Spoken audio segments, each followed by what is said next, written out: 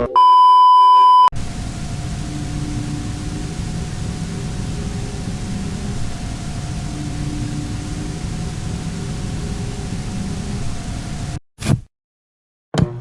knew something was off the moment I saw the place. It turned out to be worse than I could have possibly imagined. I first laid eyes on the house after my parents had closed the deal. We'd been driving through a fancy neighborhood that our rusty Honda CR-V felt out of place in. After a final turn, the house appeared at the end of a lane, far enough away from the other homes to feel somehow separate from the rest of the community. It was tall and old yet well kept, earning a vintage boldness that I appreciated. Nestled into an evergreen wood, it seemed like the last bit of civilization before a wilderness that stretched ever on. That is our new house?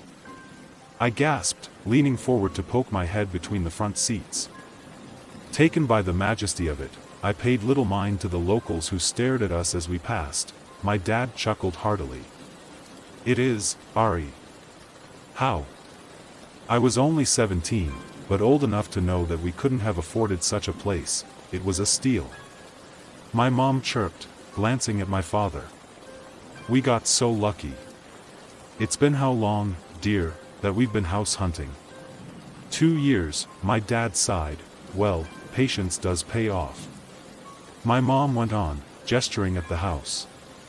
"Wait long enough and search hard enough and you might just strike gold." "Smelly gold, that is," added my dad with another chortle. I nodded absently, gawping at the building. I didn't need any better explanation. I was in no position to complain. That monument at the end of the lane was to be my new home. "I want my own room," exclaimed my younger sister, Lena. My younger brother, Kai, pouted a little at that. She was 8, and he was 4. They'd been sharing a room since Kai was old enough to be away from our parents. "You'll have just that, honey," answered my mom. Lena squealed in excitement, grinning ear to ear. She couldn't have known that she'd soon come to regret this, and never wished to sleep alone again in her life. Things were fine for the first few days, as you'd expect. The interior of the house was as old and proud as its exterior, and twice as spacious as our former place. It was smelly, though, as my dad had mentioned. The sour reek that seemed to permeate the place was the main reason we got such a discount, my mom explained. Our dogs, Chiefy and Miss Bear, loved it, even with their extra sensitive noses. They were running up and down the halls barking all day long, unbothered by the stink. They left plenty of dirt on the floors, drawing complaints from my parents. It was unsettling when the dogs growled at the house come nighttime, but that was easily explained as the old building moaned and creaked plenty when the winds off the wilderness pushed against it. The doggos would need a week to adjust, that was all. The first thing that really rubbed me the wrong way was Kai talking to himself in his room. My brother and sister were in the bedrooms on either side of my own, and it was easy enough to hear them through the old woodwork. Lena was singing along to the K-pop Demon Hunter soundtrack on one side. That was nothing new, but on the other side, my typically quiet little brother was mumbling, and I couldn't hear anyone else with him. I didn't think much of it at first, but this behavior continued, and he'd even be talking to himself around the house. My mom was the one to confront him about it. "Kai, sweetie, what are you saying? Are you talking to yourself?" Kai looked up at her, confused. "No, Mommy. I'm talking to my friend." Oh, creepy, I thought, smirking a little. My mother shot a strange glance at my dad, one that meant more than I could have known, then turned back to Kai. "Who's your friend, Kai?" He shrugged, eyes fixed on the toy blocks he was stacking on the carpet. "I don't know." My parents whispered to one another for a while after this, deliberating, and seemed to ultimately decide that it was okay for a boy of 4 to have an imaginary friend. Fair enough, I supposed, and we carried on. A week passed, then 2, and still the dogs would not settle when it came to the house's creaking. They would growl and even bark far too often throughout the night. What really got to me was the time Miss Bear was sleeping at the foot of my bed and started growling, seemingly at nothing. I couldn't hear any creaking, it wasn't a windy night. But she was growling at the wall of my room, the one shared with Kai. Enough. I hissed. Miss Bear looked at me for a moment. Then back at the wall and let out a sharp bark. I opened my mouth to protest, but abruptly she yelped, backing away, tail between her legs. Her sudden fear shot my own feeling of EW creepy right up to oh fuck, oh god, oh hell no. What is it, girl? I whispered. Miss Bear's hackles were raised, her tail still between her legs. She maintained a low growl. Then all at once she shot out of my room, veering toward Kai's door. I jumped out of bed and followed her into my brother's room. Kai was awake. He was sitting on his bed, facing our shared wall. "It's okay," he said to our dog. "It was just my friend." I looked from Kai to the dogs. Chiefy had come as well to see what the fuss was about, then threw my hands up and left. It was okay for a boy of 4 to have an imaginary friend. Right? The next day, on a whim, I took a closer look at the wall my brother and I shared. I swung the curtains open to let in the daylight, then ran my hand over the wooden planks and the ivory paint that covered them. I couldn't sense anything off. There were a couple paintings hanging on the wall, a dresser pushed up against it, and an air intake vent at its base. Scrunching my nose in disgust, I took a quick sniff. The same sourness that the house was notorious for filled my nostrils, but nothing else. I'm not sure what I was expecting, really. Like I said, the stain was old. It was probably nothing. With an aggravated huff I shoved the dresser back in place and got on with my day. Later that day I was in the living room with Lena, who was unusually quiet. My mom was complaining to my dad that we were out of groceries again, and that she was going to run to the store. She asked Lena if she wanted to join her, and to both me and my mom's surprise, Lena said no. Once my mom had gone, I asked my little sister what was up. "You always go with mom. Is everything okay?" She shrugged, but didn't answer. "Hey, Lena," I pressed, "what's up? You can talk to me." She slowly looked at me, and said, "This house is scary." Frowning, I asked her to elaborate. For a time she considered how to explain.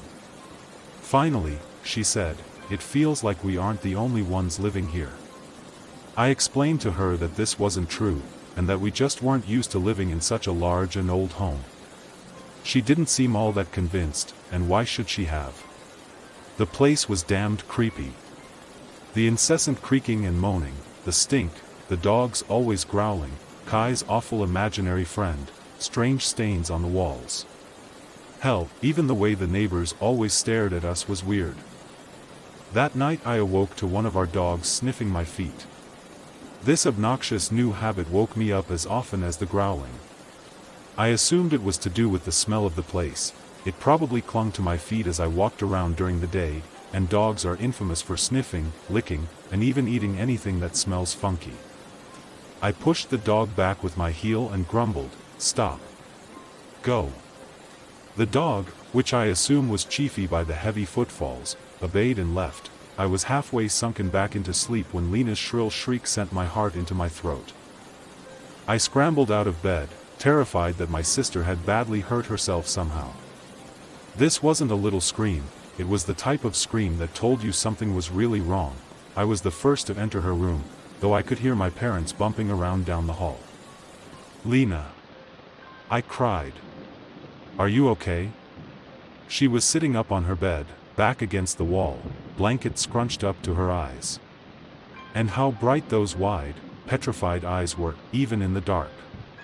Lena whimpered something unintelligible. I stepped closer, noticing that she wasn't really looking at me, but beyond me, at the corner of her room, she whispered, "S. Someone behind you." I could hear my parents stumbling out from their room. They weren't here yet. I was petrified, nearly unable to move. Lena kept staring past me, her tears glistening in the gloom. Slowly I turned around. In the darkness that dominated that corner of the room I thought I saw the figure of. I'm not sure what. To this day I'm not sure if I really saw anything or if I just imagined it. But I think it was a woman, or a girl. Naked and blood-stained. Faceless, but for the shine of two piercing irises, I screamed. Lena joined me, my father snapped the light on as he stepped into Lena's room. The darkness was gone, and with it the figure. "What the hell happened?" he bellowed. In tandem, Lena and I pointed at the corner. My sister mumbled. There was someone in the corner," I finished for her, my arm trembling. As unsure as I am in hindsight of what I saw, in that moment I was not. I was mortified. As someone who had never believed in the supernatural, I found myself feeling differently all at once. My father frowned at the corner, which was unoccupied. It was entirely normal, except, I noticed it then, old stains, similar to those behind my dresser, low on the wall. By then my mom had joined us, and the look she shared with my dad sent ice down my spine. Somehow, the expression on her face scared me more than even the thing I had maybe seen in the shadows. "There's nothing," my dad announced after a moment. "Tyson, dear." My mom said. My dad held up a hand, as if to say, "Don't." He turned back to my sister and I. "Girls, it's normal to get spooked in a new house like this. Happens to your mother and me, too. But don't let it get to you. Why here? It's just an old house. It'll take some getting used to." He gestured at the dogs, who had hurried in at some point amid the confusion. "Even these two get spooked here and there. It's normal." We spoke a little longer. Until Lena and I had calmed down a little, then decided to go back to bed. Lena asked if she could sleep in my room. I said yes, more for myself than for her. She joined me on my bed and quickly drifted off, assured by her big sister's presence. I lay there for a while, wondering how it was that Kai hadn't woken from the earlier screaming. Then, just as I fell asleep, I thought I heard my brother in the other room, speaking to his imaginary friend. The next day we all carried on as though nothing had happened the prior night, though there was a tension in the way we moved through the house and spoke to each other. Lena was the worst of us in this regard. She spoke very little and, more concerningly, did not play or sing along to her K-pop soundtrack a single time. I was in the midst of mopping the floor. The dogs had gotten it dirt-stained again, when the false normalcy of the day broke. Kai approached my mother in the kitchen as she was chopping vegetables. My dad had just returned from the store with 2 bags of groceries and was orbiting my mom as he unloaded them. Kai softly said, "Mom." "Yes, Han?" "What is it? Can we go back to our old house?" My dad ceased his motion, facing away but listening keenly. I did the same, pausing with the mop pushed halfway across the landing. Mom looked worriedly at Kai. "Why do you want to go back, sweetie?" "I don't want to talk to him anymore," whispered Kai. A horror passed over my mother's features. It was the same expression that had shaken me the night before. My father placed his hands on the countertop, bowing his head and letting out a long, grisly sigh. "Shit," he muttered. "Tyson." My mom murmured. "We ought to discuss this with Ari, at least. She's old enough. She ought to have a say." I dropped the mop with a clatter and rushed into the kitchen. "Have a say about what?" I demanded. "Damn it," my dad said. "Kai, buddy, go watch a show with Lena, will you?" "But," Kai started, "I'll answer your question soon, bud. I promise. For now go join Lena." Somberly my little brother obeyed. A moment later the raucous sound of SpongeBob SquarePants carried down the hall. I looked at my parents and crossed my arms. "Ari, love," my dad started, "we weren't totally honest with you when we first moved in." I frowned, waiting. My mom said, "The smell isn't the only reason why we were able to afford this house." She spoke as if the words hurt to say. "What other reason?" I asked impatiently. Dad sighed again. "Something happened to the family who used to live here. Something awful." That image of the blood-stained girl in the corner flashed through my mind. I hugged myself, feeling the sting of tears at the back of my eyes. "I'll be blunt," my father continued, "'cause there's no better way of saying this. The family who last lived here, they died. They were killed. Right here in this house." I lifted a hand to my mouth. The tears were here now, their warmth running down my cheeks. "Tyson, tell her the whole thing," Mom insisted. "Damn it. Fine." My dad looked me square in the eyes. The father of that family, he was the one who killed them. After which he killed himself. I sank into one of the dining chairs, shaking. I thought of the brown stains on the walls, how they looked like they had once been crimson. "And you bought this house anyway?" I cried. "It was a once-in-a-lifetime opportunity, dear," my mother said. Then she added, "Though, perhaps it was a mistake."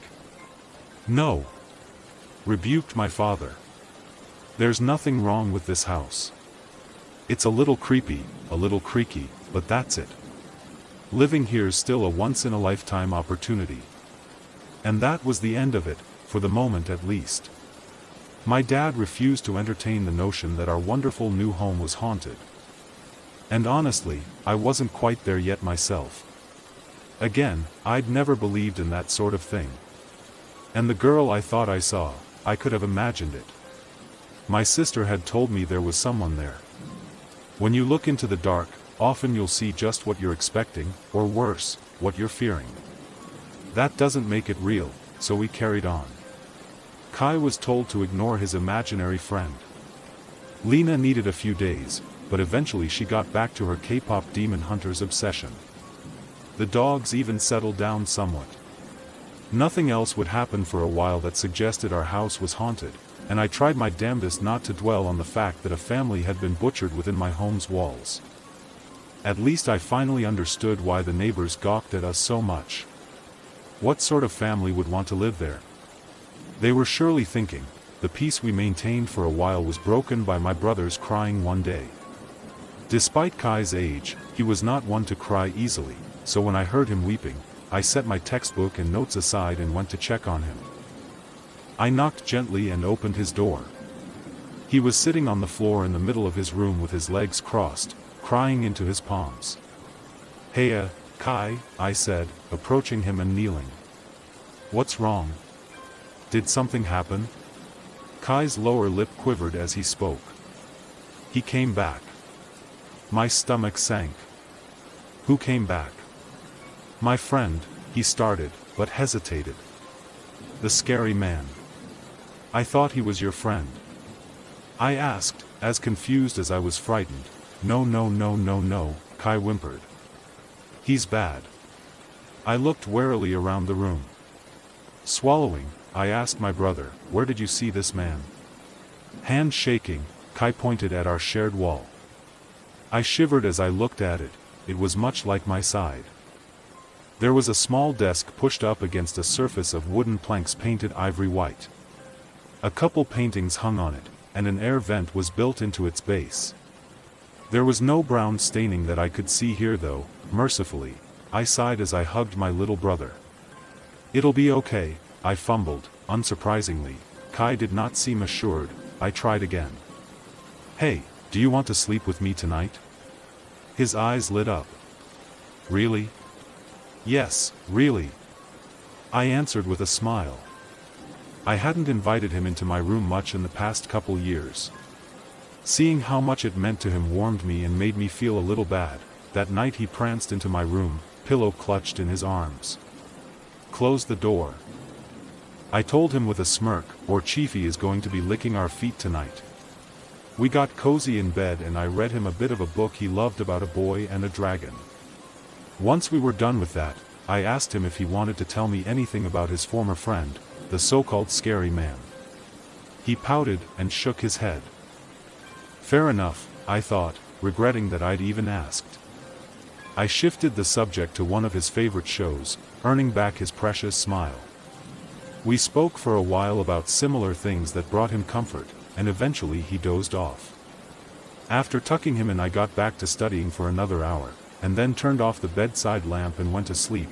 It was a few hours into the night when one of the dogs started sniffing my foot. I was mildly aware of this in a state of half-sleep, and tried to ignore it. Then the hound started licking, making it impossible to shrug off. "Stop," I moaned, nearly letting out an involuntary giggle at the tickle of the tongue on the sole of my foot. "Cut it out. Go." The dog listened, panting for a moment longer, then stepping away. I was starting to drift back asleep when I remembered that I had asked Kai to close the door earlier, specifically so that the dogs wouldn't get in. Abruptly I sat up. My heart quickened as I turned to look at the door. It was closed. I swung off the bed, taking care not to wake Kai, and whispered, "Chiefy? Miss Bear? Are you in here?" There was no response. There was no dog. I stood in the middle of my room, heart hammering, unsure what to do or think. I lifted my foot and felt it. It was damp. But then I was sweating. Surely that's all it was? A little sweat on my foot. The sniffing and licking was a weird dream. That's all. I'm too old to be getting spooked like this, I told myself, frustrated. I got back into bed with a huff and tried to get back to sleep. It took some time, and as I lay there, I thought I saw a figure standing in the shadows past the foot of my bed. A blood-stained girl, perhaps. I'm too old for this, I repeated, exhausted and frustrated. Stop imagining things, Ari. I turned away and closed my eyes. Life carried on. A few normal days turned to weeks. In the surety of that routine, I couldn't have known that the worst of my family's ordeal was yet to come. I couldn't have fathomed just how dark this home's secrets truly were. The turning point arrived during one of my daily walks. Chiefy and Miss Bear were pulling on their leashes like usual, propelling me down the street, when I caught one of the neighbors staring at me. He was out by his mailbox, closer than I'd ever caught any of them. They usually stared from their windows and porches. The calm weeks had made me confident in my family's choice to purchase the house, and so I let my anger get the better of me as I glared back at this man. "Excuse me, sir," I called. He glanced at me the way a child would look at a ghost. "Yes? You and others in your home are always staring at us. It's rude and exhausting. What is your deal?" He fidgeted with the letters he'd drawn from the mailbox. Well," he mumbled. Then, after a moment, he looked up, seeming to gather his resolve. "Call it rude, but we can't help but wonder what sort of folks would want to buy a house like that." The dogs were restless. "Sit," I commanded. "Sit and stay." As I met the man's gaze again, I said, "What sort of folks, you ask?" "The sort who aren't taken by superstition." I smiled inwardly, pleased with my delivery. The man made a face halfway between a frown and a grimace. "Superstition?" he managed. "You do know what happened in that house, right?" I tilted my chin up and answered without hesitation. The father killed his family and then himself. Horrible, no doubt about it. But not any reason to pass up on a once-in-a-lifetime deal, unless you're superstitious, that is. "The father," whispered the man. His eyes widened and he looked over my shoulder, at the house. "What?" I demanded. "You don't know," he said under his breath, his worried gaze falling back onto me. "I don't know what?" Chiefy pushed his head into my leg. Miss Bear whined a little, the man explained. There was a lot of confusion when that horrible thing happened to the family who lived there. The official reports claimed the whole family had died, because that was the convenient conclusion for the investigators. But that was only a rotten bit of negligence and cowardice. He swallowed. The truth is that the wife and the 2 children were butchered, and the father was never found. Thoughts laced in fear raced through my mind. My dogs continued to whine. "Bastard got away," continued the man. "No one knows where he went. All of us around here upped our security after. You can bet on that. Reinforced windows and doors, alarm systems, cameras, the whole suite. And then comes along a seemingly nice little family, eager to move into that godforsaken place. Imagine our shock." He shook his head. "Call it rude, miss, but you can't quite blame us for gawking, can you?" I licked my lips, which stung with dryness. Where did he go?" The man shrugged. "Like I said, no one knows." Then he looked around as though he were expecting an ambush. Leaning closer, he whispered, Sometimes, though, our cameras catch footage of what looks like a ragged man, ambling around the shrouded dark of the neighborhood. You've shown this to the police? I asked. Of course. We've done all we can to get that investigation reopened. It was a terrible thing those investigators did. But all our efforts fell on deaf ears. I glanced over my shoulder at the house. My parents had gone out for groceries again. Kai and Lena were home alone. I have to go, I cried and started running back home. Was the man lying? Were my parents the ones lying? I tried to make sense of it as I ran back, and slowly, in the depths of my intuition, a suspicion began to form. I burst through the front door, calling out for my siblings. They appeared a moment later, confused and a little scared. Stay with me, I told them. Stay close. I led them up to Kai's room and asked him to show me where the scary man had been. As he lifted his arm to point, nausea swept over me. He wasn't pointing at the wall. He was pointing at the vent. I should have called the police right then and taken my siblings over to the neighbor's place. But a delirious need to know took hold of me without me having much say in it. I lurched toward the vent and grabbed it by the sides. I pushed and pulled. It didn't budge. I pushed harder. Suddenly a groan passed through the wall and the vent gave way.